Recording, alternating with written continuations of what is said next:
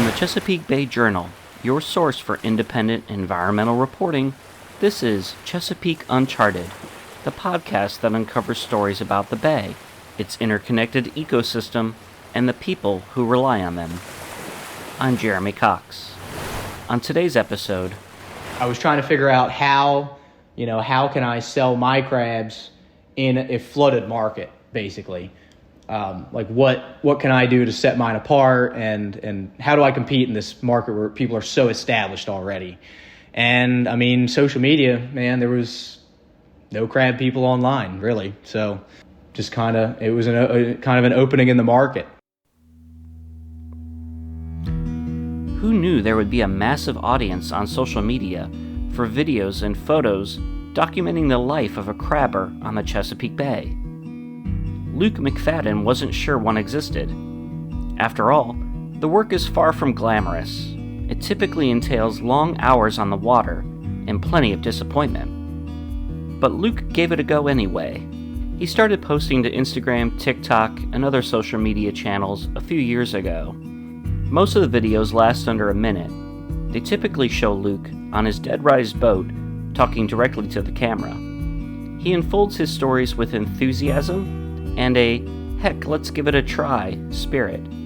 In this example, from around mid-2023, Luke, in typical Luke fashion, is positively keyed up to tell you about the strange crab he has just caught. This is a truly 1 in 1 million crab. This crab is leucistic, meaning he has a partial loss in pigment. He's holding it up for the camera, grasped with blue rubber gloves. This crab isn't your typical greenish-brown color. And he's gold in color. This is a regular crab that does not have leucism. He's not albino. The difference is albinism is a complete loss of pigment, and he would have pink eyeballs if he was truly albino. The chances of catching a leucistic crab are about 1 in 1 million, if not more. I've caught more white-looking crabs than I ever have gold ones. I've actually never caught a gold-blue crab before. Just because this crab is lacking some pigment doesn't mean there's anything wrong with him, and he looks alive and healthy. I've never actually caught a golden ticket crab, so we're going to give him a snack and let him go. If you think Luke just reaches some niche audience, maybe a few hundred diehard crab fans or something, well, you'd be wrong. Since he started, he has accumulated 1.6 million followers on TikTok and hundreds of thousands more on other social sites. Media outlets like the Washington Post and Baltimore Magazine have featured his story. In many ways, Luke McFadden has become the face of the Chesapeake Bay seafood industry. Welcome to Season 3 of Chesapeake Uncharted. This time, our team here at the Bay Journal is interested in hearing from a younger generation of Bay leaders, the people who weren't born when the Chesapeake Bay cleanup formally began 40 years ago. With the Bay restoration effort hitting its current set of cleanup goals in 2025, this felt like a good time to go searching for some inspiration. Each episode spotlights one of these wave makers. Today, our guest is Luke McFadden, the influencer in brown coveralls. Luke was just another anonymous crabber until he started filming his exploits on the Bay. In doing so, he has helped shift the narrative about the crabbing industry. Its workforce is aging and almost exclusively white. Luke is young and biracial, with white and Asian parents. It's notoriously hard to scratch out a living as a crabber. In his videos, Luke doesn't shy away from the economic snags, but he approaches them as opportunities rather than as problems. So this is a story about following your dream, even if it doesn't make sense to some people. We'll hear more from Luke after this quick break.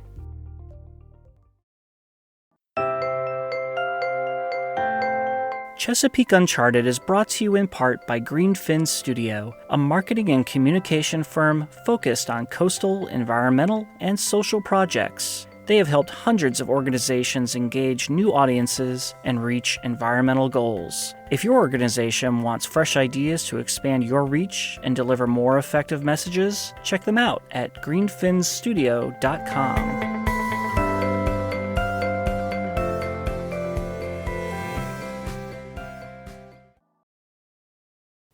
Hello again. On today's episode of Chesapeake Uncharted, we're listening to my interview with Luke McFadden, the TikTok crabber of the Chesapeake Bay. His can-do attitude and willingness to share his life on camera have propelled this young waterman into the ranks of the internet famous. When you think of an influencer, you probably think of a makeup tutorial or bros bantering in their basements. Let me emphasize right up front here. None of that is what Luke McFadden does. His clips are, by turns, educational, fun, earnest, humorous, inspiring, and engrossing. No matter whether the subject is fixing a refrigerator or checking crab traps, it's clear that the through line is Luke himself. Like any good sitcom, the lure here isn't the plot. It's the main character. As in this reel, where McFadden and his crew roll up on a bird just floating with the tide. What the heck is that thing? There's a cormorant here. Not sure exactly what his deal is. Not moving much. The bird is wrapped up in fishing line from head to talons. Still alive.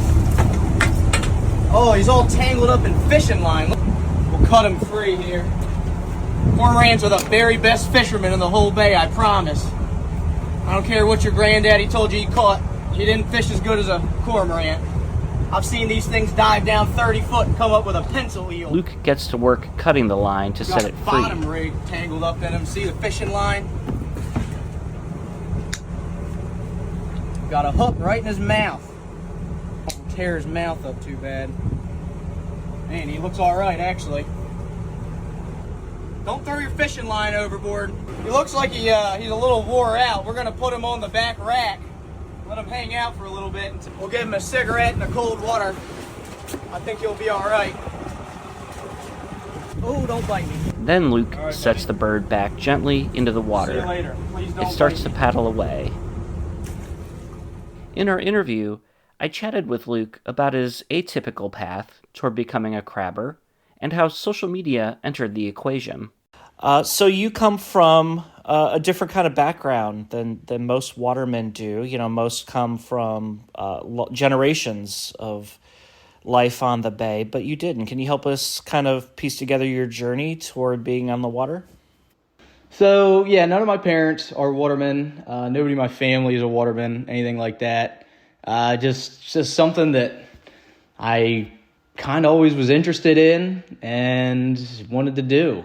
So I kind of made it my life's mission to I was just kind of obsessed, with it from a young age and kind of just never could let it go. How did you end up getting on the water then if you didn't already have a boat in the family? My dad, when I was real young, he would take me fishing and stuff. He always had little aluminum boats and everything because he's up in Pennsylvania. My parents' friend, CJ, who's the crabber, he was in Beautiful Swimmers too and all that. He was a waterman, and I met him when I was pretty young, and I kind of just hung around until he started taking me out with him, I'd help him work on gear in the yard and do all this and that, do anything I could to basically just get involved. Then when I was 18, I graduated, moved out, and got a boat, built a boat basically out of junk, and started my own crabbing thing. So now I just wrapped up my 9th year. You got into this industry, I'm sure, knowing full well about the economic challenges that it's facing. I guess, why didn't that deter you? Well, because I didn't really understand the economic challenges the industry was facing at the time. I knew I was young, dumb, and wanted to go crabbing and hell-bent on doing it. And I figured I would just figure all the details out later. Yeah, ignorance is bliss, right? Exactly. Ignorance is indeed bliss. Yeah, I certainly had zero idea of the scale of kind of what I was about to take on, and just kind of where it would go and all the challenges I really would face. I kind of had to learn them the hard way, which is the only way I really learn things, to be fair. So what kind of crabbing, are you a potter or, trot liner? What do you do? A crab pot. How many pots do you usually set out? So I usually my license is good for 900, so I put out about 900. You're not checking 900 pots every other day, are you? No, we check 500 a day. Wow, that's still a lot. And it's not just you. You have a crew of a couple guys? Yep. Yeah, I usually try to bring me and three other guys, sometimes two other guys. I've done it with one other guy. So ideally you have three, if you're fishing 500 a day, every day. Man, walk me through a typical day. What time do you get up, and what does it involve to, get out on the water? Usually I'll get up around 4:15, I think. The boat's very close to my house, so I'm fortunate in that aspect, or get down there. We'll load the boat up, put fuel in the boat in the morning. We'll load all the bait we need and load all the crates, whatever. Wait for the guy, all the guys, ideally they're there when I get there.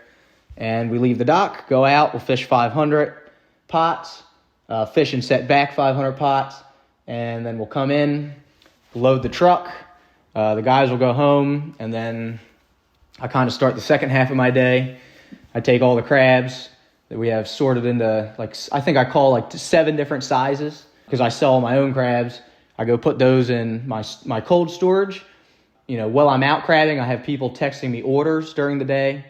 And so once I get back, I'll be, fulfilling all the orders. And then during the weekdays, I'll go put those crabs together and then meet everybody that ordered crabs, usually at either 5 or 6 o'clock. And then after that, then I'll go pick up bait, get fuel, do whatever else I have to do, and go home and get ready. I'm ready for the next day.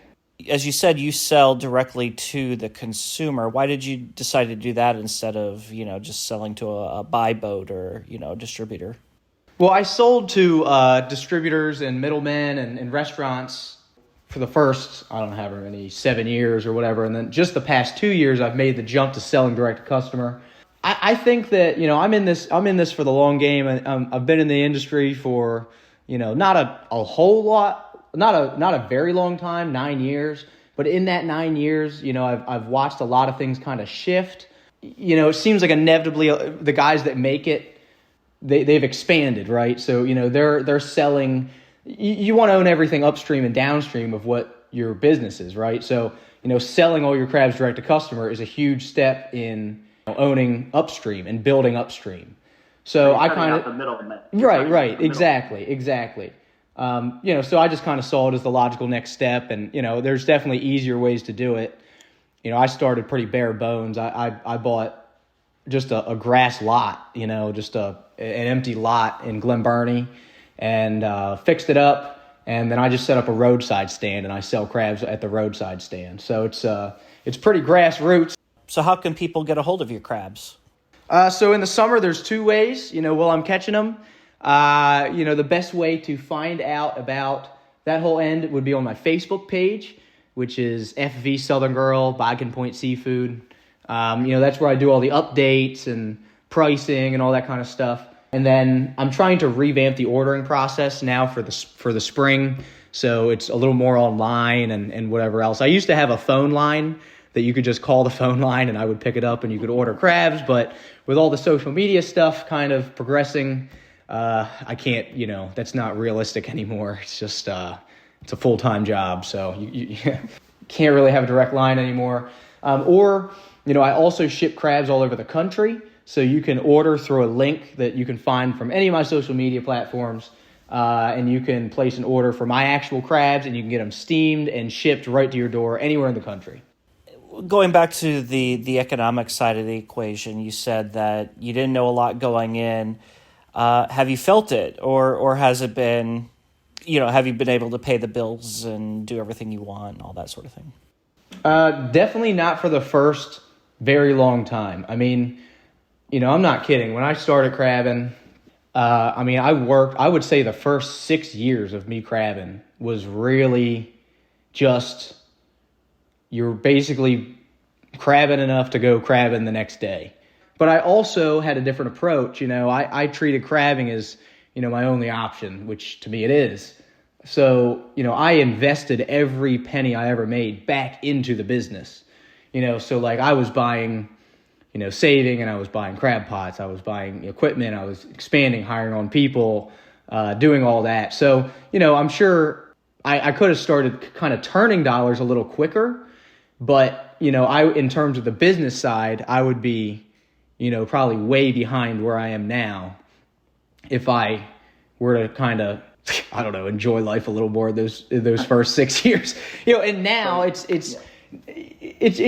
scales, right? So now, like, fortunate enough to be able to, I got married, I bought a house and whatever else, but I'm certainly not rich. I'm certainly not living in, any lap of luxury or anything. I'm just, by most people's standards, it's pretty bare minimum, but to me, it's like, it's a lot. I'm very thankful and fortunate of what I've been able to do here lately. Do you think you would recommend this way of life to other young people? I never want to say no. I just would want people to understand that, it's even a different industry now than when I got into it. Really the barrier to entry now seems impossible. I don't know how I would ever get started now if I wanted to. I would say if it's something you're interested in, the best thing you can do is go find a captain and work for that captain and be that captain's right-hand man. Like, everybody I know is always looking for a guy that can be kind of an extension of themselves. And I think that the industry's in a place right now where there's a lot of guys that are getting older. There's a lot more guys getting out of it than getting into it. I think a lot of the guys that are getting out of it would stay in it a little longer if they had, younger guys around them to kind of motivate them to keep going, and they were kind of eager to learn and to kind of carry what they've already built on. You said that things have changed with the barrier of entry, even in the short time that you've been in the industry. Can you unpack that a little bit? What happened? Just the cost of everything is really what it boils down to. There's two major factors that I see and that I typically see with other captains is the cost of just operation is really, really, really high, and it's very hard to find good help, are the two major things. Could you give me an example of an expense and what it cost then versus now? It cost me $1,000 to leave the dock every day just to go crabbing. With everything? With everything. Crew, gas. What was that before? Before, maybe you were averaging like $400 to $600, I would think. Tell me about your first video. I don't remember the exact first video. I had done some kind of woodworking projects early on and put those on TikTok, and I had seen, they had gotten, I thought it was a lot of views, but I had a few videos get a few thousand views, and I was like, wow, that's a lot of people. Like, if you could, shift this to your business, that's great advertising. That would be amazing. And so I started kind of the evolution. I did like funny voiceover videos. I did videos of animals that I was catching and this and that. And then it kind of just, when you're trying to grow something like social media, you kind of hit ceilings, and then you have to decide, do you want to take this further? And then if you do, then you have to figure out how to do that. And, if you're comfortable with opening your life up to this whole nother part. Let's take a quick break here. You're listening to Chesapeake Uncharted from the Chesapeake Bay Journal.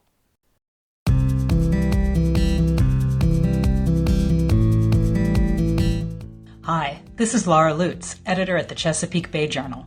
I hope you're enjoying our podcast, and I'd like to invite you to join the community of Bay Journal readers.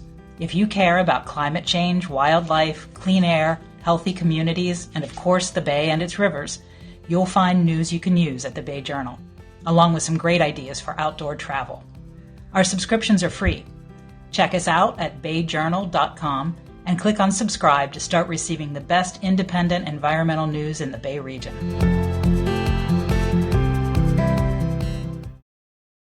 Welcome back to Chesapeake Uncharted. On our episode today, we're talking with a wave maker who is using social media to recast the Bay's crab industry. Luke McFadden was a crabber for about 6 years before he started posting about his adventures on the water to TikTok, Instagram, and other platforms. He has gained wide recognition for his work as an influencer. Let's rejoin our conversation. These are populations of large and medium-sized cities watching what you do. Do you think Luke 3 years ago would have expected this? No, not at all. Who is your audience, do you think? You know, it never ceases to surprise me that it's everybody. I mean, just meaning like, it's, old people, young people, it's people in Maryland, it's people in California, it's people, all over the world now. I have audiences in other countries. It's never ceases to amaze me, just all the different groups and demographics of people that watch me. What's the feedback like? Yeah, people really enjoy it. I get a lot of comments about people saying that I remind me of their grandparents. I guess just in, the things I do, I'm kind of old fashioned, I suppose. And I work hard. From reading comments, people like my kind of creative solutions to problems. It's basically what I have is a problem solving channel, and people love to watch other people solve problems. I mean, I guess pretty much all of your videos now are viral. Do you remember what your first quote unquote viral post was? The first time I was like, oh, this is a viral video. I had a video of putting crabs into a cooler. It was just kind of like an instructional video. I had a lot of people buying crabs off me, and they were always asking me how to store them overnight. So I just made this video about trying to put, how to store crabs overnight. And it was kind of a funny video because everything went terribly wrong. Like I opened up the basket of crabs. Put them in there. Oh, God. You want to chase some around the yard, too. And the crabs just poured out of the basket, crawled all over the yard, and I was trying to pick them up and whatever else. And I was like, man, this video went terribly. And then I thought, you know what? What if I just kind of show it, just kind of show how poorly this went. I'm just going to pause the interview here to play you a recent video posted by Luke. In it, he strips down to his board shorts and climbs into the brown water behind his boat. Well, there's good news and there's bad news.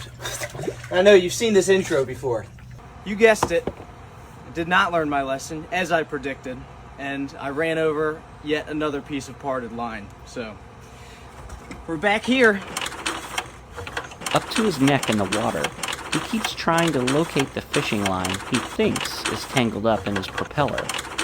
I thought for sure I had picked up another piece of line in my wheel, and I got under there and there was nothing. For some reason, the boat feels like it's working really hard to not go anywhere, which is a familiar feeling. I was kind of hoping there was a piece of line in the wheel so I could just cut it out and solve the problem, but now I got to figure out what else is going on. I'm sure I'll figure it out when something catastrophic happens. Another classic fail video on Luke's account, but he takes it all in stride. That seems to be a theme here, right? Leaning into the failure. It takes a lot of humility, I guess. My kind of view on a lot of things, but especially with social media, is like, your traditional influencer, social media, whatever. They live this tailored life where everything is so much better than you and whatever else, and everything always goes right, and they have the best of the best. And I was like, you know what? I mean, that's just not my life. And, I live in a life where, things are always going wrong. It's always hitting the fan. I'm always having to find solutions to problems. I'm always getting myself into problems that I have to bail myself out of.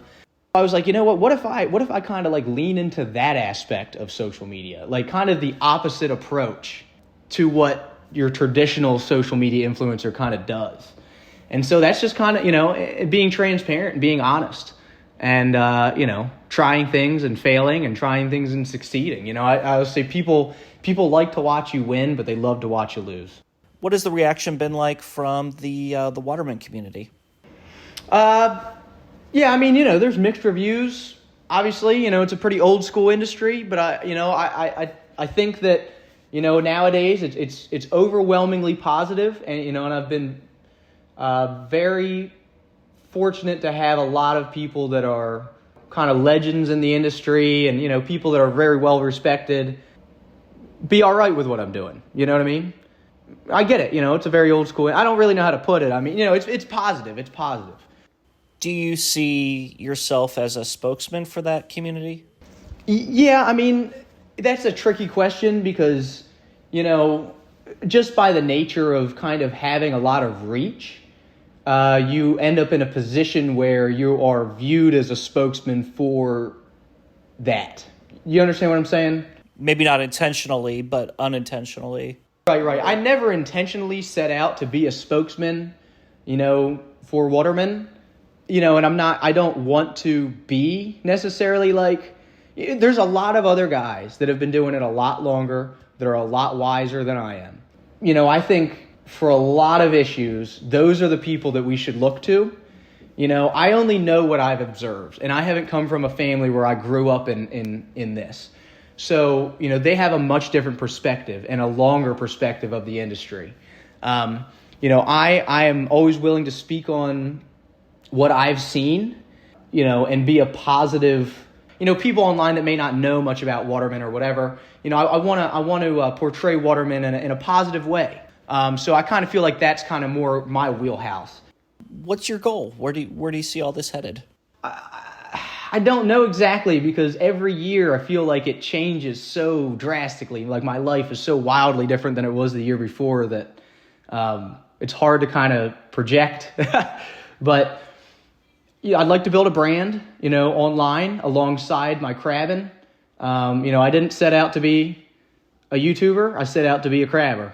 And I'm still pretty hell-bent on that mission. So I'm trying to figure out how to build a brand online that also helps me build a brand in real life around crabbing and hopefully build that into something better, bigger, better one day that can support me and my family for the long run. Well, Luke, wow, you have an amazing story, and I really appreciate you spending some time here to chat with us during what is, the off season, but just the same. Thanks for joining us here today.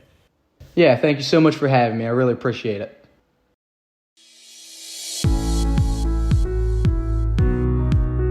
Greenfin Studio combines creative design, strategic marketing, and scientific expertise to deliver for our clients. Visit greenfinstudio.com to view their portfolio and ask them how they can help you. Chesapeake Uncharted is brought to you by the Bay Journal, your source for independent environmental news in the Chesapeake region. Production for this episode was by me, Jeremy Cox. The story was edited by Laura Lutz. Our marketing and advertising director is Jackie Kane. You can find more episodes of Chesapeake Uncharted on your favorite streaming service or at ChesapeakeUncharted.com. If you like what you're hearing, sign up for a free Bay Journal news subscription at bayjournal.com. Until next time, this has been Jeremy Cox. Take care.